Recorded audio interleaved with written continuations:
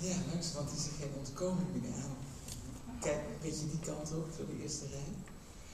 Uw aandacht graag voor Harm Bruinschot. Hij is voorzitter van het bestuur van KWF. KWO Jan Deel en Ophelie. Dat heb ik dan weer. Ik kom er maar eens overheen. Maar ik heb gelukkig de Koningin Wilhelmina Onderzoeksprijs 2011. En ik heb gelukkig professor Hoijmakers hier bezig, want dat is ook een kei, denk ik, in zijn vak. En misschien mag ik wel zeggen in zijn vak en zijn passie. Net zoals Bibi.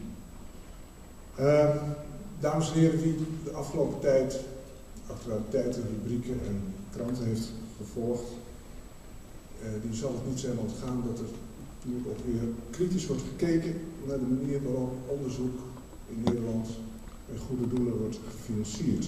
De organisaties zoals KWF kankerbestrijding is. De vragen die dan spelen liggen eigenlijk ook wel voor de hand. Gaat het ingezamelde geld nou ook daadwerkelijk naar de doelen die zijn beoogd en beloofd? En wat is dan de kwaliteit van de keuzes die daarbinnen worden gemaakt? Wat levert het uiteindelijk op? Wat is het resultaat?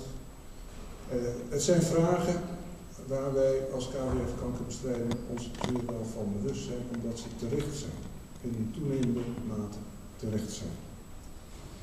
En met die kritische geluiden in het achterhoofd heb ik gedacht, laat ik met een paar mensen kijken naar hoe dit proces van beoordeling van die KWO-prijs die we vanmiddag uitreiken, hoe dat nou tot stand komt. Want aan die prijs is niet alleen een symbool verbonden en een mooi getekende akte, maar er gaat ook 2 miljoen in om. En je zou kunnen zeggen, heel plat en ruw gezegd, hoe komt die professor Hoijmakers nou aan die 2 miljoen euro? Is dat een eitje of zit daar toch meer aan vast? Wel nu, daarover het volgende. In februari van dit jaar, zo gaat dat dan, sloot de termijn waarbij voorstellen zou kunnen worden gedaan, de indieningstermijn, om in aanmerking te komen voor die prijs. En toen het februari was geweest, toen lagen er 4 voorstellen voor. En de wetenschappelijke raad, en menigeen die hier in de zaal weet precies waar we het dan over hebben, de wetenschappelijke raad van KWF kankerbestrijding heeft zich over die voorstellen gebogen.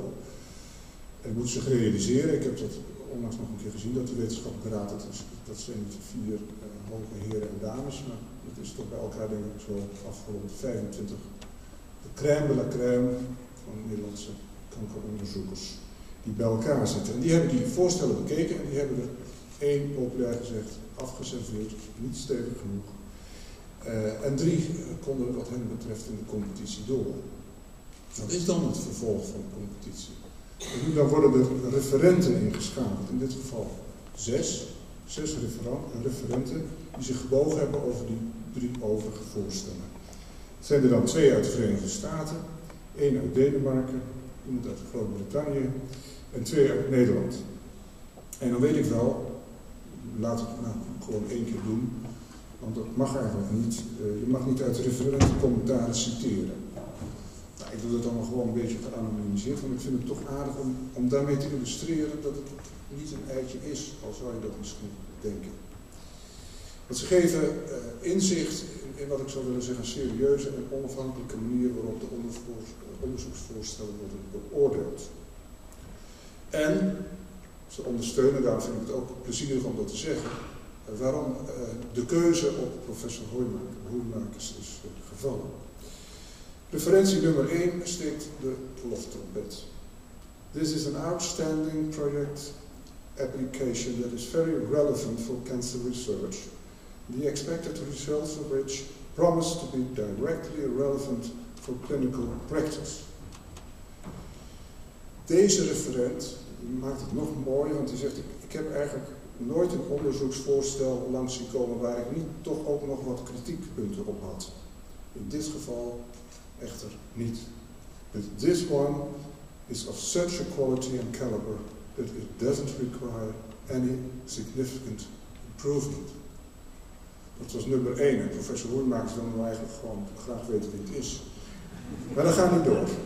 U denkt er inmiddels, kassa, die 2 miljoen zijn nu wel binnen met zo'n referentie. Dat is dus niet zo. Want het zijn er niet voor niks 6. De andere zijn, dat zeg ik meteen ter geruststelling, ik haast me om dat te zeggen, ook buitengewoon complimenteus. Innovative, excellent track record en high potential impact.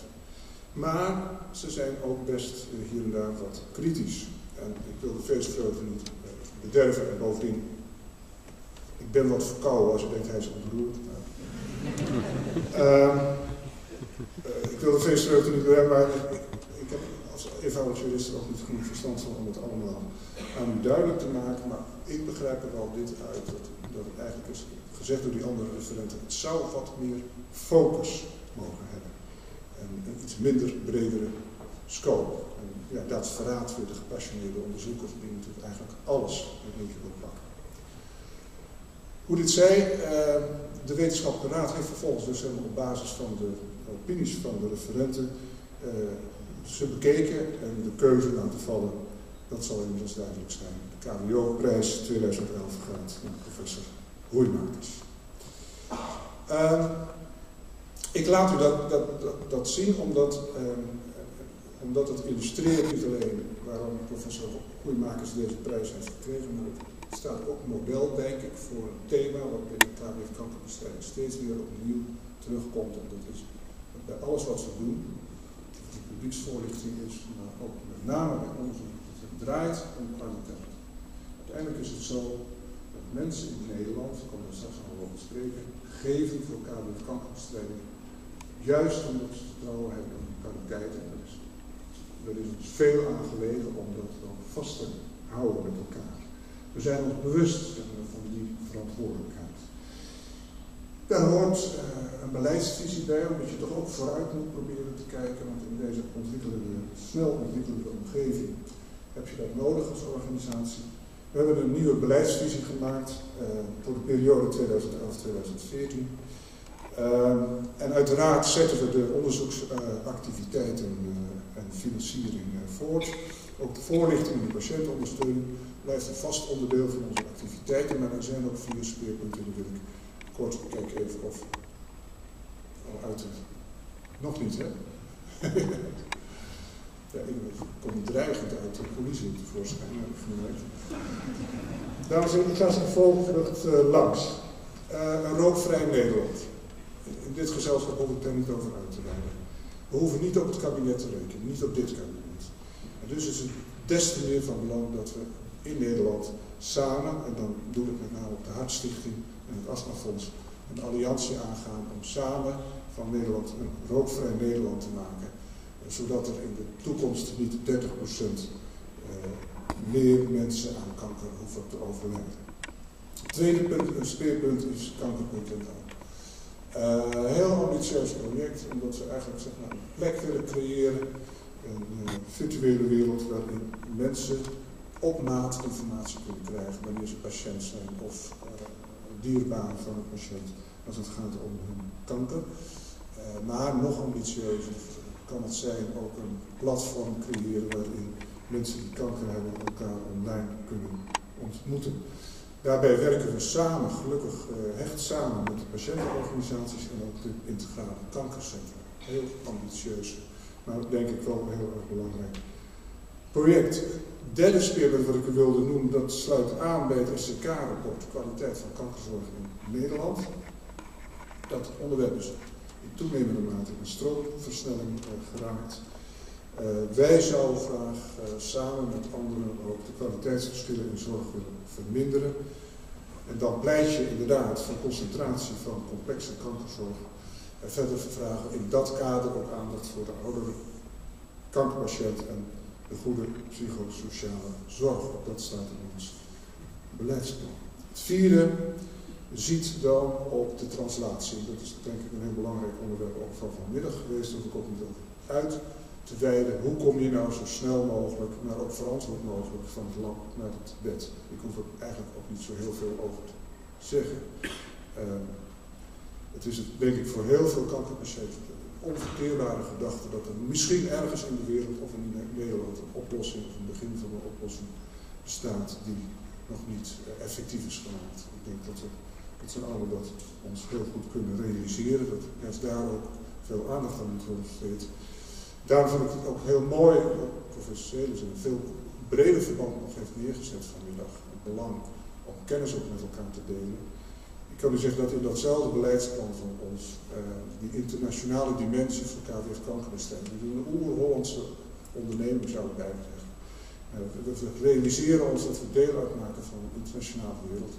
We zijn samen met de wetenschappelijke raad aan het verkennen welke eisen dat stelt, welke keuzes er gemaakt moeten worden. Omdat, zoals iemand zei, er is nooit geld genoeg voor kankeronderzoek in Nederland. Dat is misschien waar, maar tegelijkertijd realiseren we ons, en het verhaal van professor Selis onderstreept dat nog eens een keer, we realiseren ons dat wij ook onderdeel uitmaken van het grote internationale netwerk en dat we daar positie in moeten kiezen.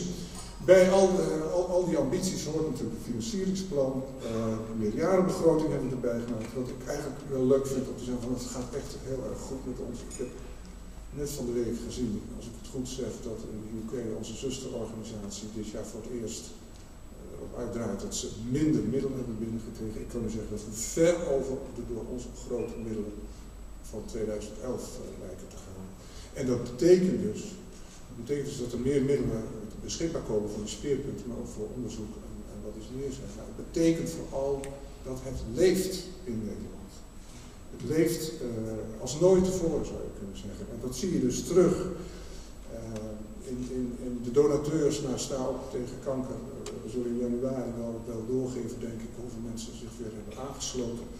Je ziet het terug in testamenten waarin KWF een begunstigde is.